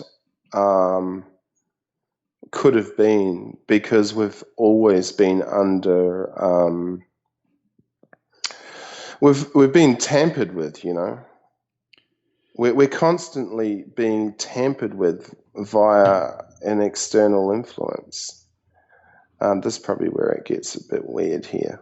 We're all for weird on Let Me Tell You Sundays. I do follow David Icke. I do follow David Icke a bit. See, are you reluctant to say that? Because then you think, that guy, people will say, he's talked a lot of sense about Monsanto, but then he said David Icke, and you must believe in lizards living under the ground. I mean, I don't study him. I don't study him a lot. I mean, I'm a subscriber to David Icke, so I get his news and I read stuff, and a lot of what he says is true. You know. Have you seen a guy? We are under Sorry, Dean. I want to ask: Do you know a guy on YouTube called Morris 108? No. Okay, look him up. I will. Well, here's another way of looking at it. He says a lot of what you say about tribes. Here's another way of looking at it. I mean, we say that David Icke says that the bad people are all lizards. Yep. What if those bad people were actually devils? Like spirits, like interdimensional beings. Yeah, like jinns. Is that what you're talking about? Jinns and devils and, people that work for the devil. What if they were those people? Well, the thing is, by saying that, you're introducing biblical stuff, and religion is so tampered with. Like, I just can't even go there. You know, I can't go there. Well, have we lost Dean Cavanagh? We lost it. Oh no. Hold on, we'll get him back. See, that's what happens when you bring up religion. You. As soon as you mention the devil, and he will appear. Talk of the devil. as they say. We will try to get Dean back. Yeah. Well, once again, give us a call on 01189 660 382. You'll get straight through to studio. Anything goes. No pressure. And if you've got any, or if you're shy, as I always say. If you are shy. Please text in. It's 07909 567 527. What are your thoughts on genetically modified foods, corrupted agriculture? Sorry, I got cut off. I don't know where that dropped out. We mentioned the devil, and you you mentioned the devil, and it all cut off. Okay, well, are you talking about the devil in biblical terms? Yes. And are you referring to the Bible? Yes, or any holy book. Okay, yes. Well, I just can't engage in the Bible because I just don't know how tampered with it is. It's just, I think a tool that. Talking to you this evening, I mean, one thing that we can come to a common understanding is that you do believe that there is a battle going on within the world between good and evil. Yes. Yes. So yes, I mean, yes, you're probably correct there. The Bible has been tampered with throughout the ages, but there's certain elements of the Bible that still obviously haven't been changed, and obviously that element of good versus evil, or however you want to interpret it. So I mean, I was just putting out there. I mean, you mentioned David Icke, and I said, well, maybe David Icke is right, but he's got it wrong. They're not actually lizards or frogs or whatever. They're the thing that okay, this is the truth about David Icke. The thing David Icke uses, rather than following David Icke, what we need to do is follow what David Icke does. And what David Icke does is he concentrates on his talents and what his intuition and his psychic abilities. These things are not weird; they're actually human traits.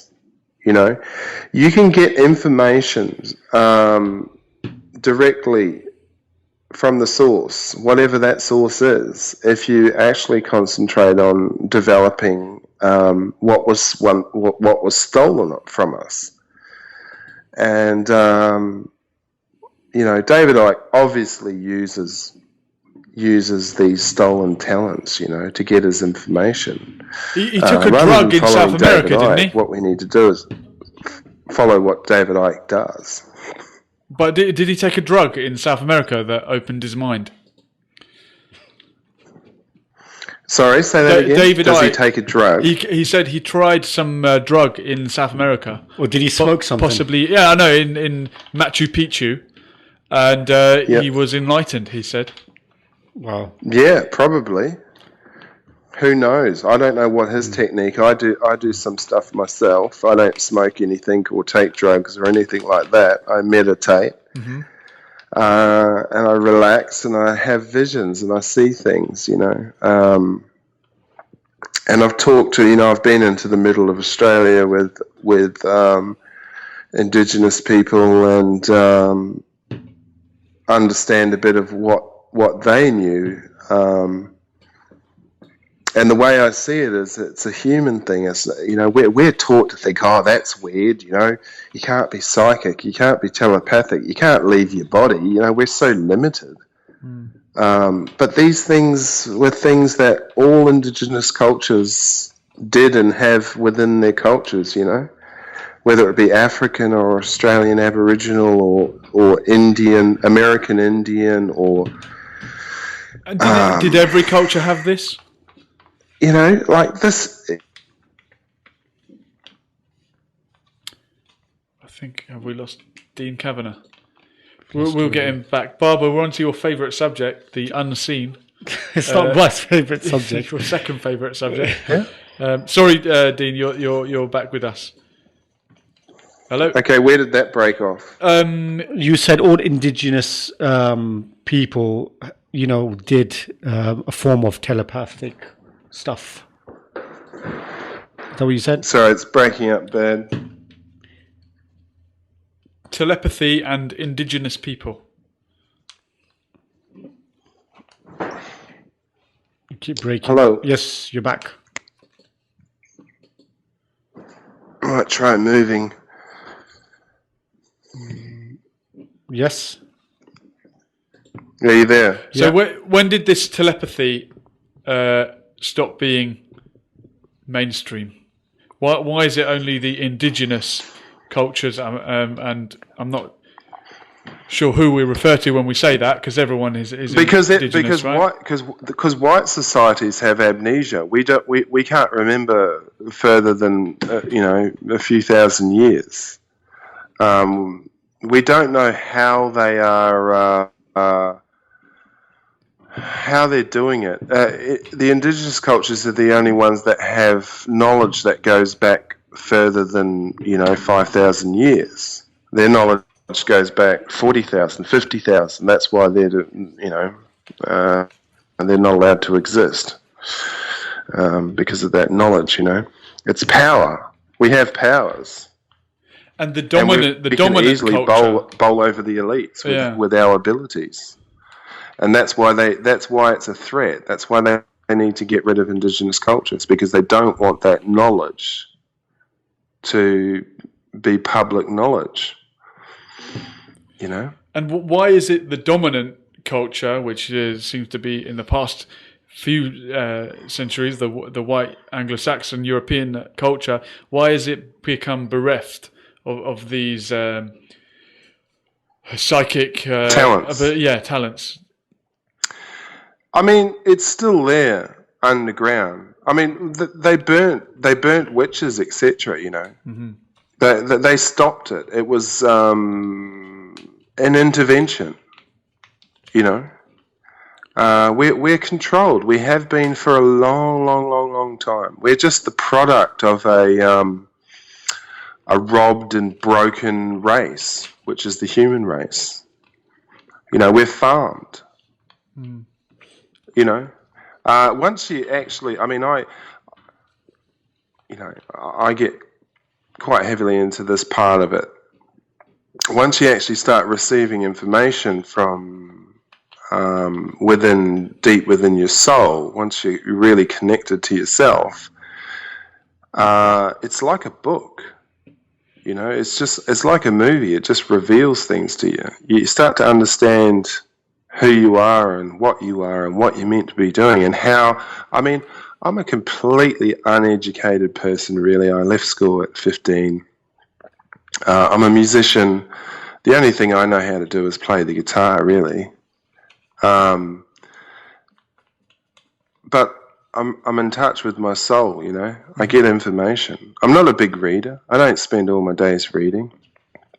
But I just stay in touch with what's real, which is a little light that's way down deep within our soul, which is connected to the entire universe. And once you're connected to the whole, information becomes free, and you just reclaim your talents.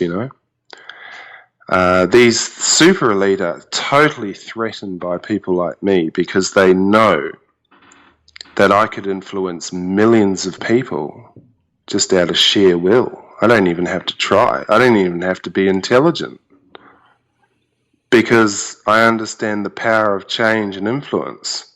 I understand the power of suggestion. I can speak to...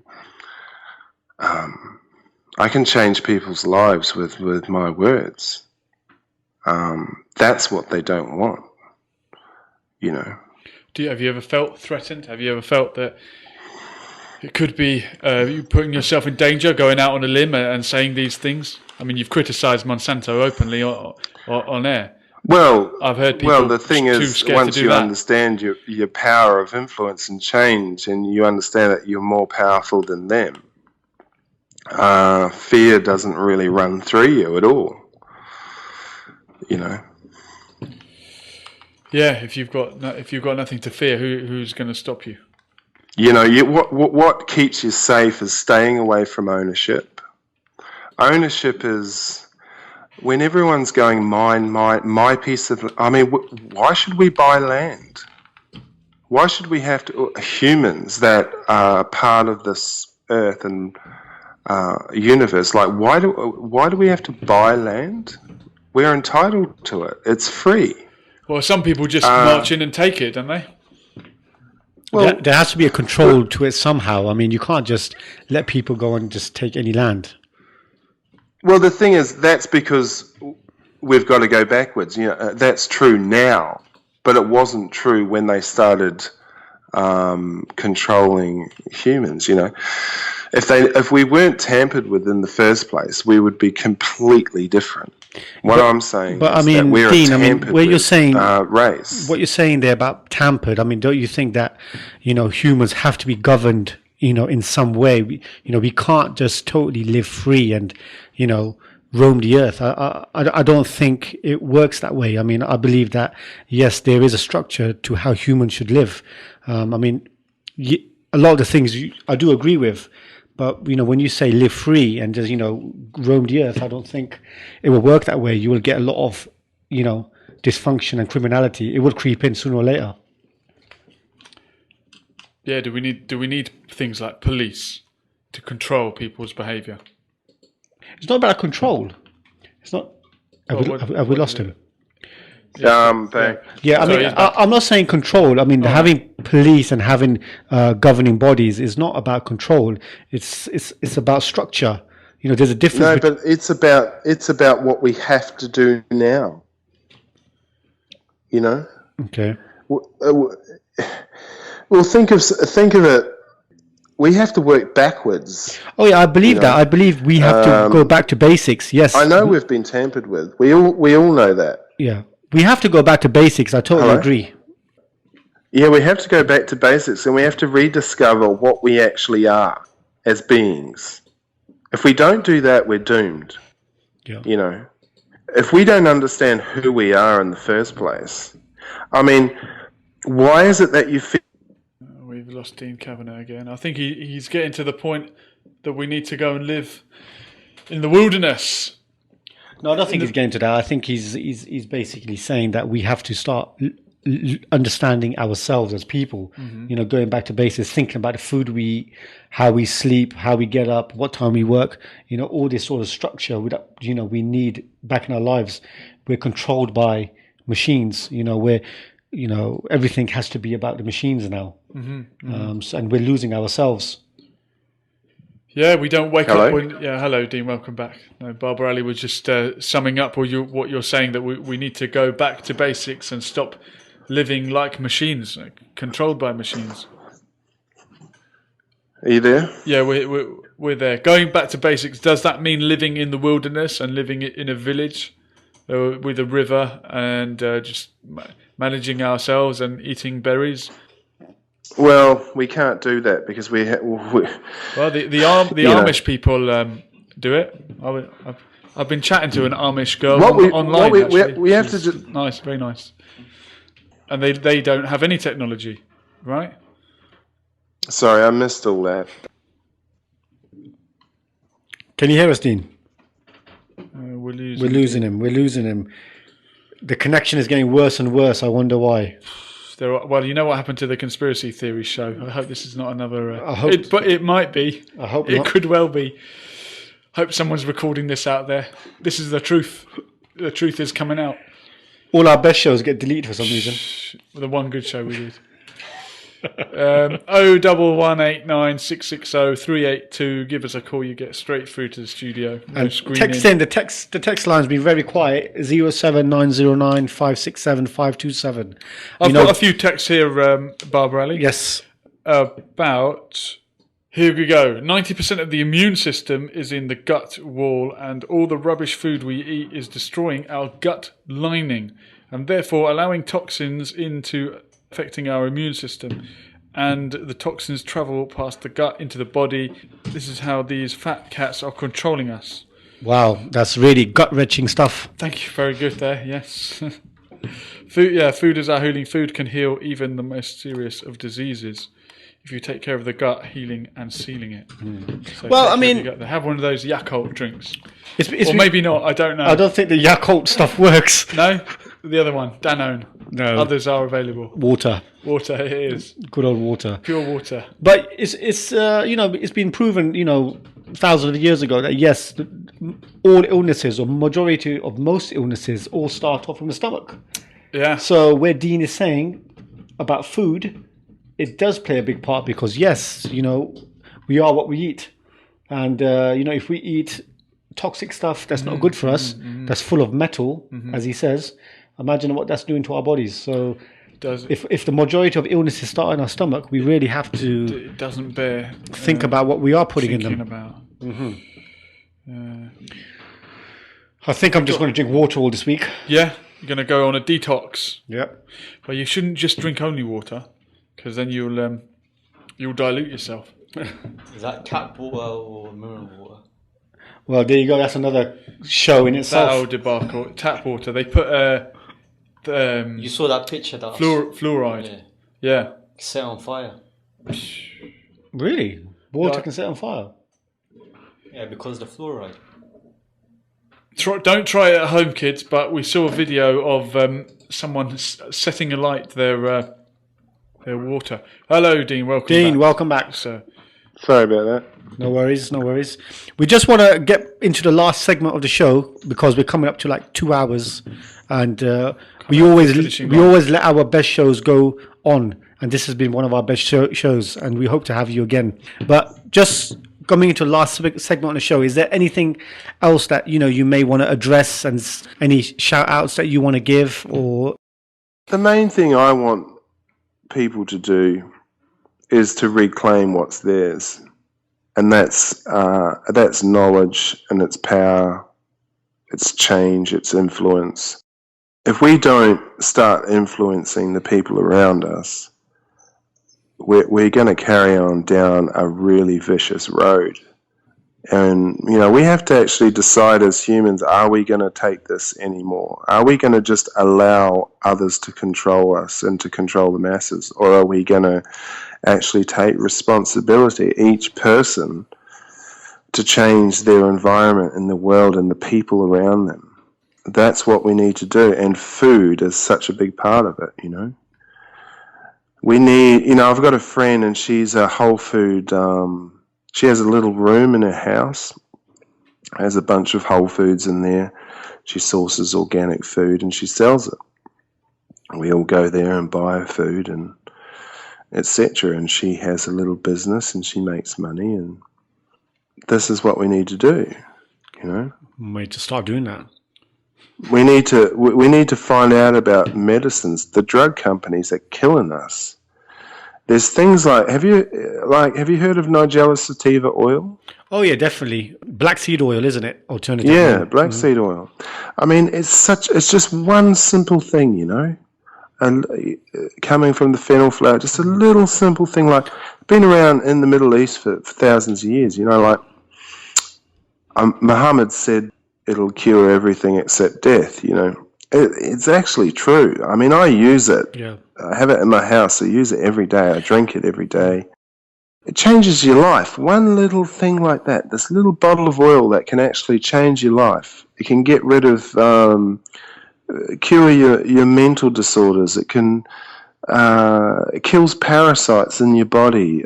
Humans are riddled with candida. It kills parasites in your body. So your brain starts functioning properly. Once your brain starts functioning properly, your talents start coming back. One little simple thing like that. And it's a big conspiracy why it's not being out, in the mainstream. Well, drug companies do not want people. I mean, they're trying to patent. Well, they're trying. The people are saying they're trying to patent Nigella sativa. They're not actually. They're trying. Nestle, we're talking about here. Nestle, another company connected to the giant squid. They're trying to patent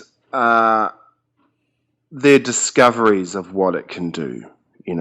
Of what black seed oil or there's a particular compound, I forget what it's called, but they're patenting the how it reacts with the opiate receptors in our bodies or whatever it is. But I mean, why? We know that Nigella sativa is the most important medicine in the world. They have done for thousands of years. Why do we need them to? What we need them to do is to promote the product. They'll never do that. No, definitely not. They'll never promote that product. But I need. I have thousands of people buying that stuff. In fact, in America, people were telling me that they could no longer get it. Because I was just hammering it on Facebook. And so I had thousands of people running around buying Nigella sativa and drinking it, hopefully we might get a few people in the UK doing that, because that stuff will change your life. So when we start discovering foods and medicines that change your life for the good, that's a way of proving that our current food system is bad, When companies like Monsanto are squashing things that are good for us, we know that they're bad. We don't really need to get into scientific details. We can just tell, we know they do not care about us at all. You got that right. And it's care. Care is the word. Do we, every person, we need to care about the people in our neighborhoods. We need to care about other people's children, or, this is what needs to be. Okay, let's talk about the media. Why doesn't somebody come on TV at 7 o'clock at night with a little bottle of Nigella sativa and say to the whole world, hey, I think 7 billion people need to start drinking a teaspoon of this every day because it'll change your life? Or, hey, be kind to your neighbors, be really nice to the Muslim family that lives in your street. Why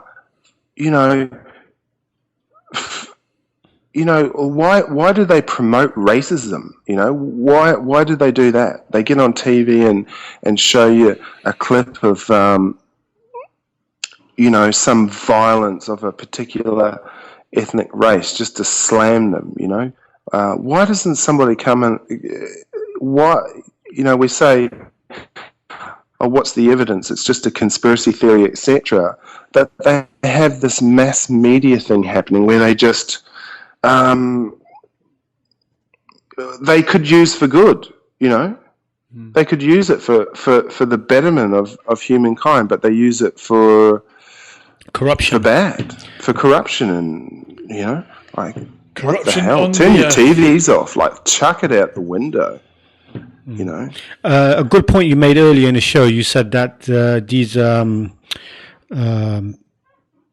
people that control everything, these massive organizations, they don't eat the junk that they promote. Another thing that they don't do, they don't actually watch the rubbish that they promote either. So no, they wouldn't. That's for us peasants. We are peasant slaves, modern day slaves. And what you'll find is the elite. The elite. Have you ever read the Covenant of the Illuminati? I mean, I don't like using names like Illuminati because they have a way of. That's why I invent my own thing called the corporate empire. People would just think you're weird. Getting out of everything. But have you ever read the Covenant of the Elite of the Illuminati? No. Well, yeah, look it up. There's multiple. It's all the same. It's the same covenant. People have read it out on radio shows. It's long. It basically outlines the plan of the Illuminati. But look it up. If you don't believe it, just look how it's coming true, whether you believe it or not. Yeah. Look it up because it's actually reality. It talks about poisoning us and controlling us and stuff like that. So intention is the most powerful thing going on. Your intention. Well, we got a good we're doing this show with a good intention. We want to be the other voice that does tell you try the the black seed, or be open-minded, as you Definitely. said. We want to open people's minds. That's why we want people like you, on this show. So, this is what we want to do. Basically, we want to try to highlight these serious issues and bring more exposure out there. It's such a shame that the mainstream media just is so controlled, because we'll never ever get there. You'll never see me on TV, that's for sure, or on commercial radio. Well, we could be like the Resistance, the movie in the Terminators when everyone's listening to the radio. That's it. Well, we need a revolution. Even the word revolution has controlled how we think of the word revolution. We need a peaceful revolution. We need to just boycott corporations. People are quite fearful of the word boycott because they think, you can't do that. What? You can't choose to not buy poison? Well, you can. We could get rid of Monsanto in 1 week if we wanted, if we were connected, all 7 billion of us. That'd be like a house of cards, Why don't we just bankrupt Coca-Cola? Start with them. I think that's probably getting there soon. That's a good place to start. It's probably getting there soon. I don't think many people are drinking Coca-Cola as they used to. But they're like a house of cards, Coca-Cola. If they're not expanding, you knock out 10-15% of their global sales, and they'll probably fall over. They're weak. They're weaker than what we think. We think, Coca-Cola, this giant corporation. They're a flimsy bunch of weaklings, actually. We hold the power, humanity, us. As soon as we start connecting, I've got thousands of people that I'm connected to, and we hold power, I just want to ask we can dent their pockets big time, create new economies. I just want to ask you one last thing before we end the show, and it's regarding obviously boycotting as well, and boycotting big corporations that sponsor, terrorist states like Israel, for example. How true is it? Do the boycotts really work? They do. But it's the whole thing is, of course, boycotts work, but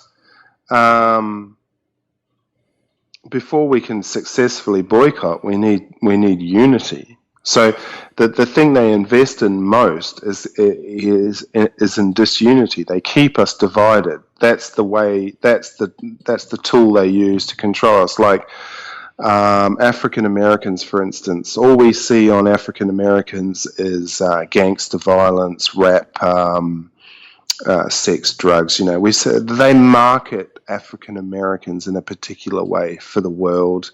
They introduce drugs and guns into gangs because African Americans are a threat. The reason why is because there's 45 million of them, and they're actually easily united. They love each other. When it comes down to it, African Americans love each other, and they would just become glue instantly if they were left alone. When I'm talking about tampering with humans, what I'm talking about is the investment, the introducing of cocaine into gang, giving them drugs to sell, giving them guns to shoot each other with. Sony Music or Universal Music promoting violent gangster hip hop or whatever. All this stuff is what I'm talking about when I'm saying tampering. Because if the African Americans united, they could bowl over corporations by boycotting, D. Cavanagh, powerful stuff. And I think the main... the bottom line is unity, right? If we stick together and we don't get divided. Well, unity, yeah.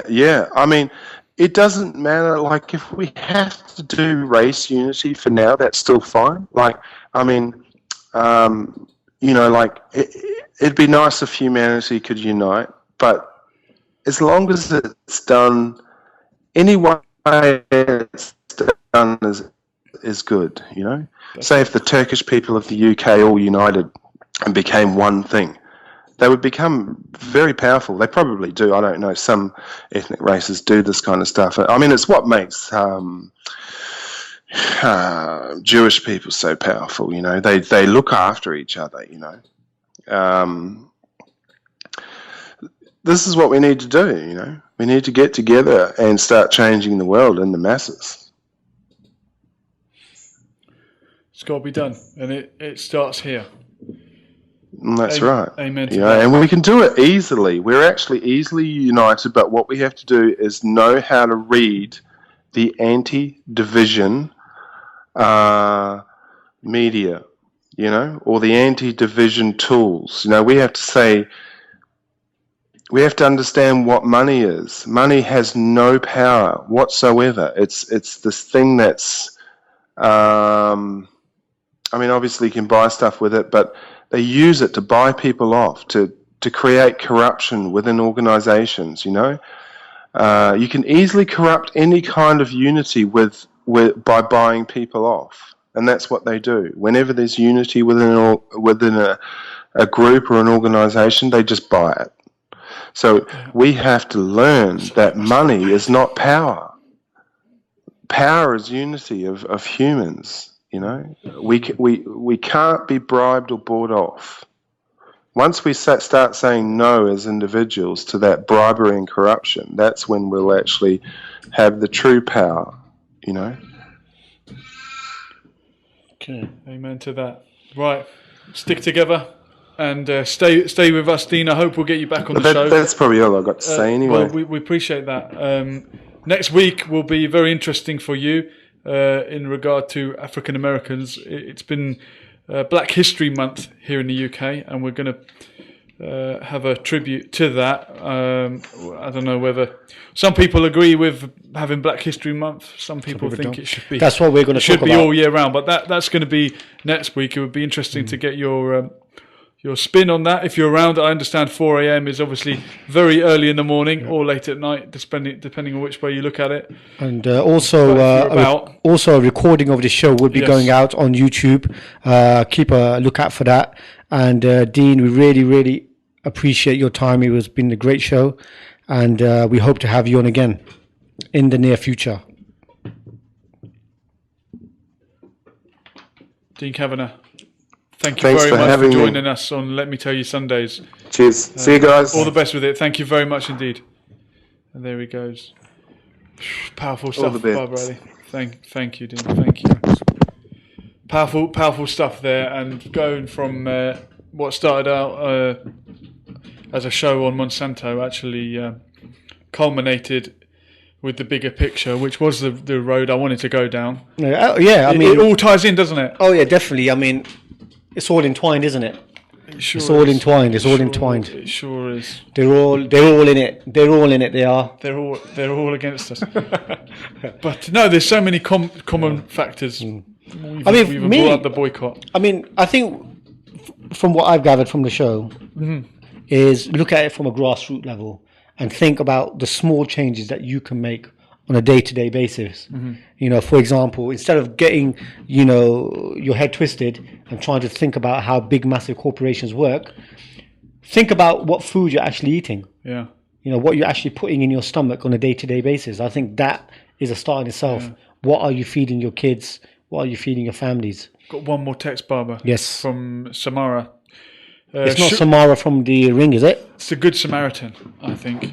Oh, sugar weakens the immune system, and this is why sugar was introduced into the world. Sugar used to be used as a cleaner, and then we found out the true effects of it. Wow. But now it's a drug. Wow. People do get addicted to sugar. I tell you, it is addictive. Kids in school, they're always eating chocolate. It's addictive. And sweets, and they need that high, and then they drop. I have that problem. A sugar addict? I'm not a sugar addict, but I go through phases where I have to have biscuit or some chocolate or something. I have to have it. Yeah, you crave it. I get cranky. Yeah, really. Yeah. Well, try some. I was having an episode before I left the house. Oh, no. I'm glad you made it. But I had to have the tea and biscuit before I left. So I'm glad you made it down here. Yeah. I mean, this is what I've taken from the show today. Anyway. No, it's made me think. I'm looking forward to next week. Yes, it's going to be another good one. another blockbuster next week, as it has been Black History Month. Different people have different opinions on October being Black History Month. I'll give you my views next weekend, and we've got a few names lined up to join us. Yes, a few big names. Yes, we have to look forward to. Brother Spencer Fearon, a very well-known personality in the boxing world. He's actually a promoter. As a promoter and he boxes as a pro, right?